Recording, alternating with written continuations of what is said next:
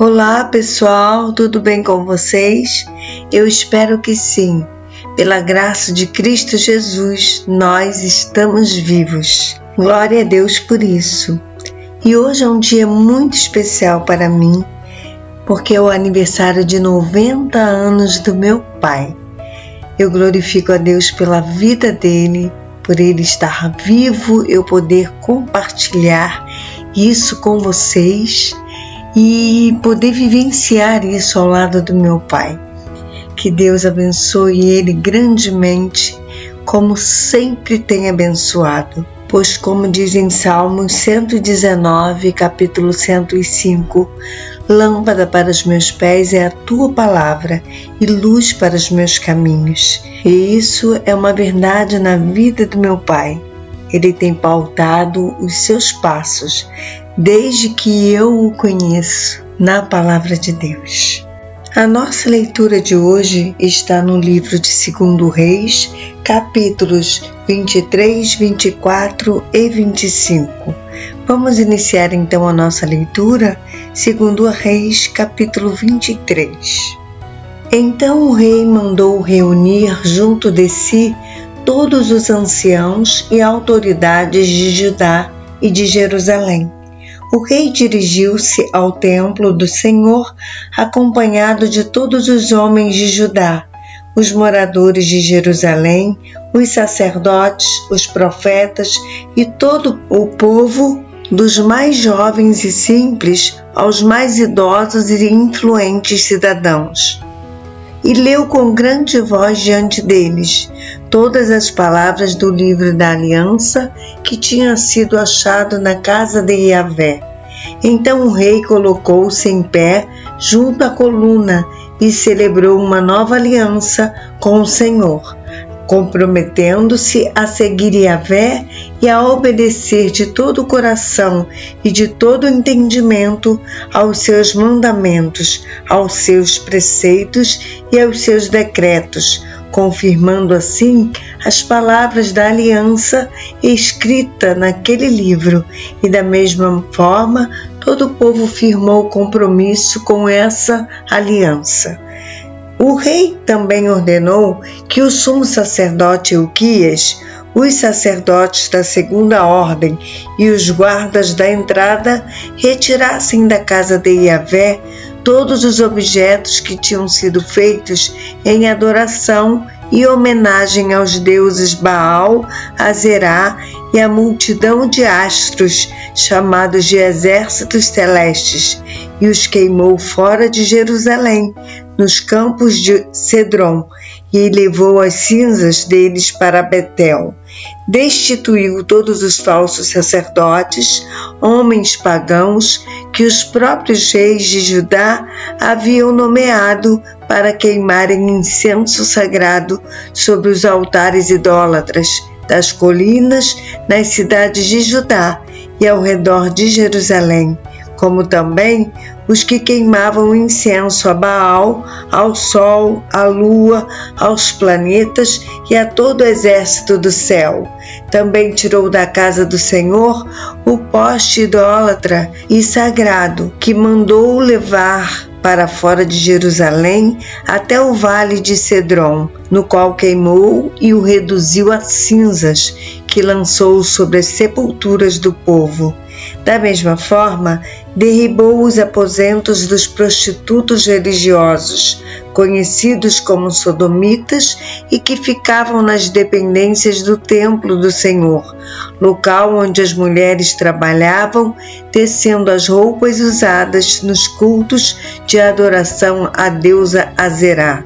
Josias ainda mandou trazer os sacerdotes das cidades de Judá, e desde Geba até Berseba desonrou os altares idólatras junto às portas, inclusive o altar da entrada da porta de Josué, o governador da cidade, que fica à esquerda da porta da cidade.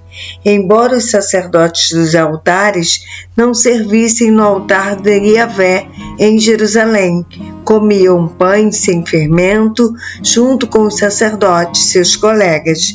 De igual modo, profanou Tofete, o lugar pagão de adoração que ficava no vale de Ben-Hinnom, e a destruição foi de tal ordem que ninguém mais conseguiu sacrificar ali seus filhos e filhas, queimando-os em adoração ao deus Moloque, como era costume de fazer.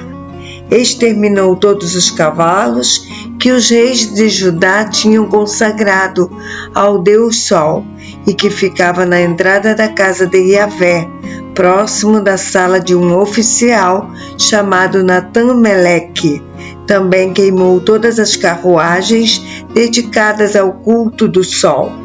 Derrubou os altares que os seus antecessores haviam edificado no terraço, em cima do quarto superior de Acate, e os altares que Manassés havia construído nos palácios do templo do Senhor. Depois de despedaçá-los, mandou que fossem tirados dali e jogou o entulho no ribeiro de Cedron.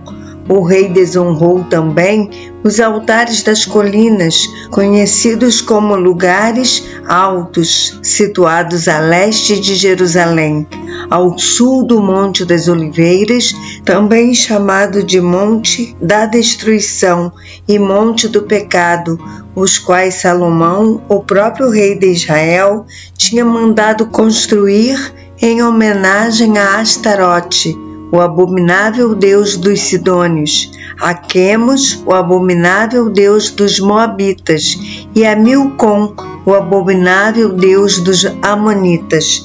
Semelhantemente, o rei Josias mandou fazer em pedaços as colunas ao deus Baal e derrubou todos os postes ídolos consagrados a deus Azerá, e profanou os lugares onde estavam, enchendo-os com os ossos humanos. Josias também derrubou o altar que ficava em Betel e o altar construído sob as ordens de Jeroboão, filho de Nebate, que havia conduzido Israel ao erro e ao pecado. Ele queimou o altar, reduzindo-o a pó, e queimou o poste ídolo. Contemplando ao seu redor, Josias observou as sepulturas que estavam ali no monte, mandou tirar delas os ossos e os queimou sobre o altar pagão, e assim o contaminou e o desonrou, segundo a palavra de Iavé, proclamada pelo homem de Deus, que predisse tudo quanto estava acontecendo. Então o rei indagou: que monumento é este que vejo? E os homens da cidade lhe contaram: é a sepultura do homem de Deus que veio de Judá e profetizou tudo quanto acabas de realizar contra este altar de Betel. Então Josias ordenou: deixai-o como está, ninguém toque em seus ossos. E os homens da cidade deixaram os seus ossos como estavam, juntamente com os do profeta que tinha vindo de Samaria. Também tirou Josias todos os santuários dos altos que havia nas cidades de Samaria e que os reis de Israel tinham erguido para provocarem o Senhor a ira, e lhes fez segundo todos os atos que tinha praticado em Betel. E Josias mandou executar todos os sacerdotes daqueles altares idólatras das colinas, onde também queimou ossos humanos. Logo em seguida retornou a Jerusalém. Deu ordem o rei a todo o povo, anunciando: celebrai o sacrifício da Páscoa a Iavé, o Eterno, vosso Deus, exatamente como está escrito no livro da aliança. Ora, não se celebrava a Páscoa desde quando os juízes julgavam sobre Israel, nem durante o tempo dos reis de Judá. Esta Páscoa foi celebrada a Iavé, o Senhor, em Jerusalém no 18º ano do reinado do rei Josias. Além de tudo, o rei Josias exterminou todos os médiuns, pessoas que se dedicavam a consultar espíritos desencarnados, os ídolos da família e tanto outros ídolos, cultos e expressões místicas pagãs que campeavam em Judá e em Jerusalém naquela época. E o rei agiu desta maneira e com esse rigor em cumprimento às exigências da Torá, a lei, escritas no livro que o sacerdote Ilquias havia descoberto na casa de Yahvé, o templo do Senhor. Nem antes, nem depois do rei Josias, houve um governador como ele, que se voltasse para Yahvé, o Senhor, de todo o coração, de toda a alma e com todas as suas forças, em conformidade com tudo o que ensina a Torá, a lei de Moisés. Contudo, o Senhor não desistiu do furor de seu santo e grande juízo contra Judá por causa de todas as provocações com que Manassés o havia insultado. Então determinou o Senhor: eis que eu também expulsarei Judá da minha presença, assim como expulsei e rejeitei esta cidade de Jerusalém, que escolhi para meu deleite, como também o templo do qual eu prometi. O meu nome permanecerá ali para sempre. O restante da história do rei Josias, tudo o que fez, não está porventura escrito no livro dos registros históricos dos reis de Judá? Durante o reinado de Josias, o faraó Neco, rei do Egito, tentou ajudar o rei da Assíria e avançou até o rio Eufrates. Então o rei Josias marchou para combatê-lo, mas o faraó Neco conseguiu matá-lo assim que o avistou no campo de batalha em Megido. Seus oficiais transportaram o morto em seu carro real de guerra, de Megido até Jerusalém, e o sepultaram no seu jazigo de família. E o povo da terra aclamou Jeoacás, filho de Josias, ungiram-no e o proclamaram em rei em lugar de seu pai. Jeoacás tinha 23 anos quando deu início ao seu governo e reinou apenas durante 3 meses em Jerusalém. Sua mãe se chamava Amultal, filha de Jeremias de Libna. Ele, entretanto, fez o que era mal segundo o ponto de vista do Senhor, da mesma forma que seus maus antepassados fizeram. O faraó Neco mandou prendê-lo em Ribla, na terra de Amate, para que não reinasse em Jerusalém, e exigiu da nação um imposto de 3,5 toneladas de prata e 35 quilos de ouro. O faraó Neco também constituiu Eliaquim, filho de Josias, rei em lugar de seu pai Josias, e mudou seu nome para Jeoaquim, mas levou consigo Jeoacás ao Egito, onde morreu. Jeoaquim pagou ao faraó toda a prata e o ouro exigidos, mas teve de criar impostos na terra a fim de honrar o tributo instituído pelo faraó, e, portanto, exigiu também prata e ouro de cada cidadão, conforme as suas posses.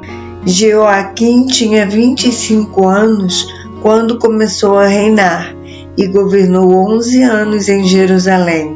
Sua mãe chamava-se Zebida, filha de Pedaías, da cidade de Ruma. Mas ele também fez o que era mal diante dos olhos do Senhor, conforme tudo que seus antepassados haviam feito. Segundo a Reis, capítulo 24. Durante o governo de Jeoaquim, Nabucodonosor, rei da Babilônia, invadiu a nação e Jeoaquim foi obrigado a tornar-se seu vassalo por 3 anos. Ao final desse tempo, Jeoaquim arrependeu-se de sua decisão e rebelou-se contra Nabucodonosor. Então o Senhor mandou tropas dos babilônios, dos sírios, dos moabitas e dos amonitas contra Jeoaquim e as enviou contra Judá com o objetivo de o aniquilarem, de acordo com tudo que a palavra do Senhor já havia antecipado por intermédio de seus servos, os profetas. Em realidade, foi por ordem expressa do Senhor que todos esses fatos ocorreram contra Judá, para expulsá-lo de sua presença por causa de todas as maldades e pecados cometidos por Manassés, bem como devido ao sangue inocente que ele derramou em abundância, porquanto inundou Jerusalém de sangue sem culpa, e por isso o Senhor decidiu não perdoá-lo. Os demais atos do rei e acontecimentos do governo de Jeoaquim e todas as suas realizações estão escritos no livro das crônicas dos reis de Judá. Jeoaquim adormeceu com os seus antepassados. Seu filho Joaquim foi o seu sucessor. O rei do Egito jamais se atreveu a enviar seus exércitos para além de suas próprias fronteiras, pois o rei da Babilônia havia ocupado todo o território que outrora havia pertencido ao Egito, desde o rio Eufrates até a fronteira norte do Egito. Joaquim tinha 18 anos de idade quando se tornou rei de Judá. Ele governou 3 meses em Jerusalém. A mãe dele se chamava Neusta, filha de Eunatã, da cidade de Jerusalém. Fez ele o que era intolerável pelo Senhor, praticando tudo quanto de mal praticou seu pai. Naquela ocasião, os oficiais de Nabucodonosor, rei da Babilônia, marcharam até Jerusalém e a sitiaram. Enquanto os seus oficiais a cercavam, o próprio Nabucodonosor veio à cidade.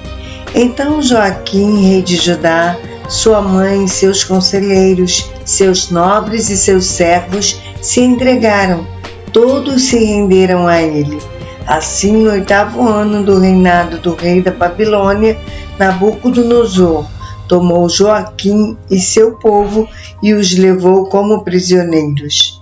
Conforme o Senhor havia previsto, o invasor retirou todos os tesouros da casa de Yahvé e do palácio real, destruindo todos os utensílios sagrados de ouro que Salomão, rei de Israel, mandara moldar para uso no templo do Senhor. Conduziu para o exílio toda Jerusalém, todos os anciãos, líderes e homens de combate, todos os artistas, artesãos e artífices. Era um total de 10.000 pessoas. Só restaram os mais pobres e doentes. Nabucodonosor levou prisioneiro Joaquim para a Babilônia. Também levou de Jerusalém para a Babilônia as esposas do rei, sua mãe, seus oficiais, conselheiros e todas as autoridades do país.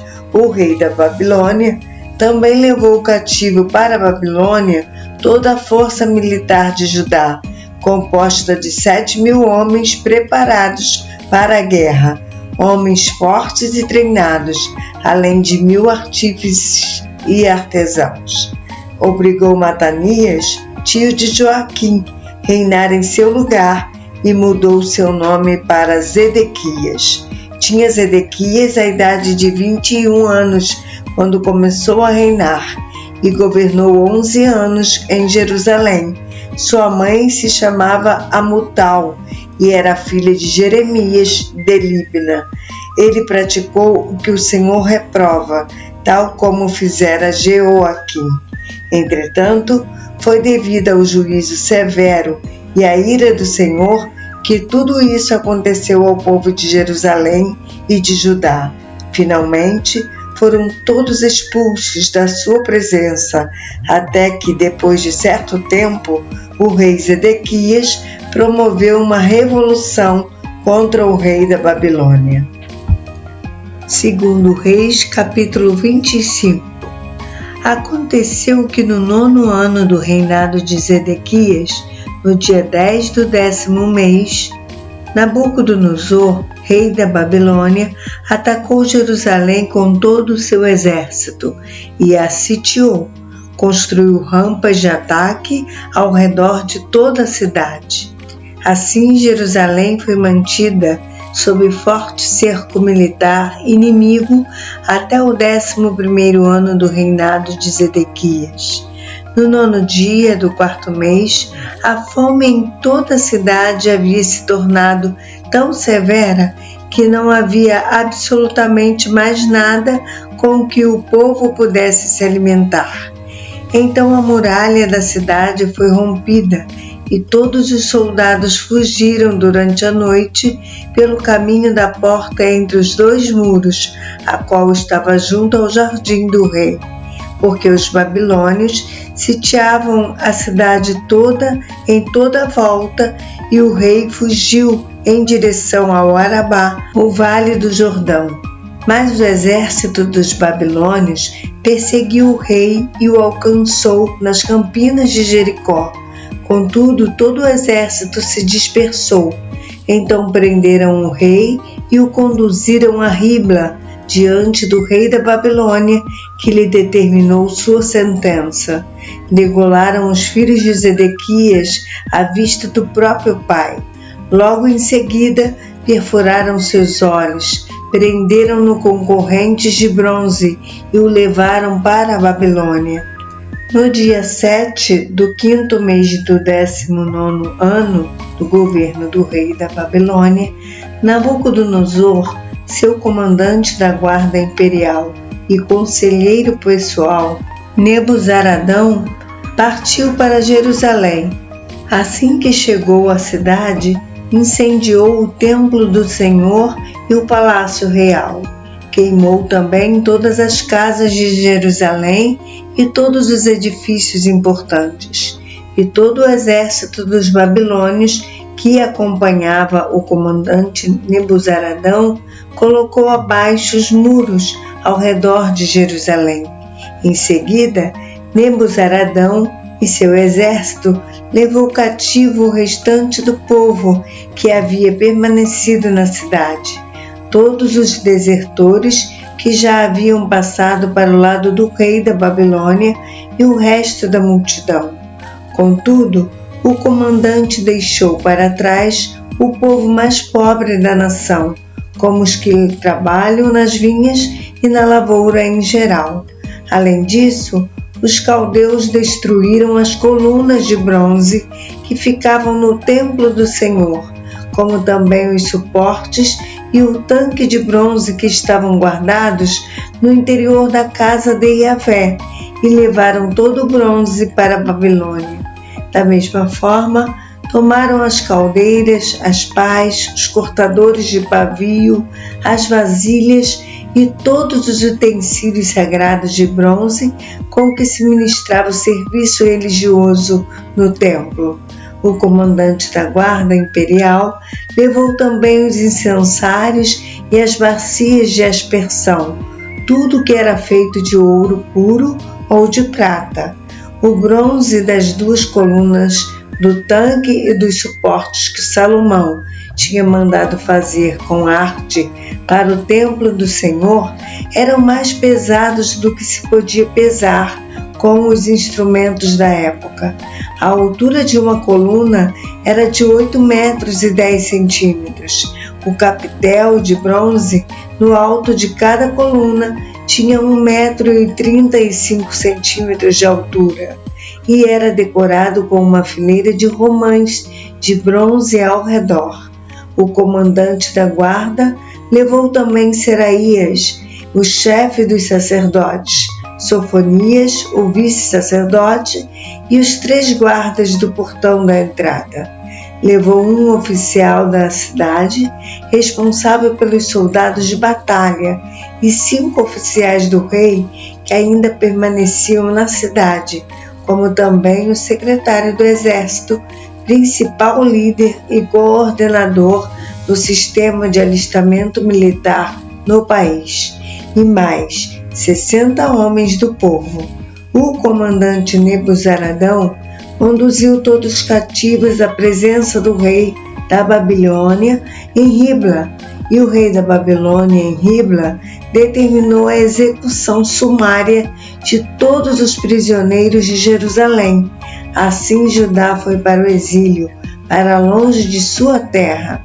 Nabucodonosor, rei da Babilônia, nomeou Gedalias, filho de Alcã e neto de Safã, como governador dos pobres e doentes que haviam sido deixados em Judá. Quando Ismael, filho de Netanias, Joanã, filho de Careá, Seraías, filho de Tanumete, da cidade de Netofá, e Jazanias de Maacá, todos líderes do exército, souberam que o rei da Babilônia havia constituído Gedalias como governador em Judá. Eles e seus soldados foram falar com Gedalias em Mispá, e Gedalias assumiu um compromisso mediante juramento diante dessas pessoas, declarando: não temais servir aos babilônios, permanecei na terra e servi ao rei da Babilônia, e tudo vos correrá bem. Entretanto, no 7º mês, Ismael, filho de Netanias e neto de Elisama, que tinha sangue real, foi com 10 homens e assassinou Gedalias e os judeus e os babilônios que estavam em Mispá. Então todo o povo, desde as crianças até os idosos, inclusive os líderes do exército, fugiram para o Egito, com grande medo dos caldeus. No 37º ano do exílio babilônico de Joaquim, o rei de Judá, no ano em que Amel-Marduk foi proclamado rei da Babilônia, e ele decidiu perdoar Joaquim e libertá-lo da prisão no 27º dia do 12º mês. Ele tratou o rei Joaquim com misericórdia e dignidade e concedeu-lhe o lugar mais honrado entre os outros reis que estavam com ele na Babilônia. E por esse motivo, Joaquim teve o direito de trocar suas roupas de prisioneiro e passou a fazer suas refeições à mesa real todos os dias da sua vida, e seu sustento diário foi garantido constantemente pelo rei caldeu, dia após dia, enquanto viveu. Assim terminamos a leitura do livro de 2 Reis, e amanhã iniciaremos o livro de 1 Crônicas, capítulos 1, 2 e 3. Eu aguardo você então para essa leitura, se assim o Senhor nos permitir. Que o Senhor te abençoe grandemente. Um abraço.